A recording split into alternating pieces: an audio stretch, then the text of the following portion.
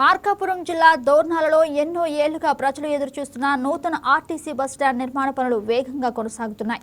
ఈ నిర్మాణ పనులను టీడీపీ ఇన్ఛార్జ్ గూడూరు ఎరిక్షన్ బాబు పరిశీలించారు.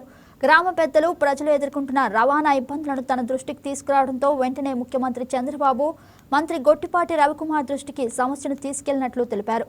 అందరి సహకారంతో ₹1 కోటి మంజూరైందని, తొలి విడతగా 49 లక్షలతో నిర్మాణ పనులు ప్రారంభమయ్యాయని వెల్లడించారు.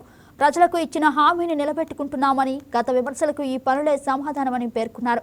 ఎన్నికల్లో ఓడిపోయినా ప్రజాసేవ చేసే అవకాశం రావడం తన అదృష్టమని ఎరిక్షన్ బాబు అన్నారు. దోర్నాల అభివృద్ధికి ప్రజలు అందిస్తున్న సహకారానికి కృతజ్ఞతలు తెలిపారు. త్వరలోనే ఆధునిక సదుపాయాలతో కూడిన ఆర్టీసీ బస్టాండ్ ప్రజలకు అందుబాటులో వస్తుందని ఆశాభావం వ్యక్తం చేశారు.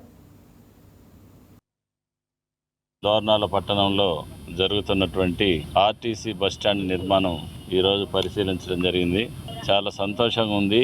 ఈ ప్రాంతంలో ఎన్నో ఏళ్లుగా బస్టాండ్ లేక ప్రయాణికులు నానా అవస్థలు పడుతూ ఇబ్బందులు పడుతున్న పరిస్థితుల్లో ఈ గ్రామంలో ఉన్నటువంటి పెద్దలందరూ కలిసికట్టుగా మరి ఇక్కడ బస్టాండ్ నిర్మించాలి, ఎన్నో ఏళ్లుగా దీని మీద పోరాటాలు చేసి దీన్ని సాధించుకోవాలా అనే ఒక మంచి ఉద్దేశంతో మన పెద్దలందరూ కూడా దీనిని ప్రత్యేకించి ఎన్డీఏ కూటమి ప్రభుత్వం వచ్చిన తర్వాత దీని మీద ప్రత్యేకమైనటువంటి దృష్టి పెట్టి వాళ్ళందరూ కలిసికట్టుగా మన దగ్గరికి వచ్చి వారి యొక్క అభిప్రాయాలని, దీనికి ఉన్నటువంటి ప్రాధాన్యతని చెప్పడం జరిగింది.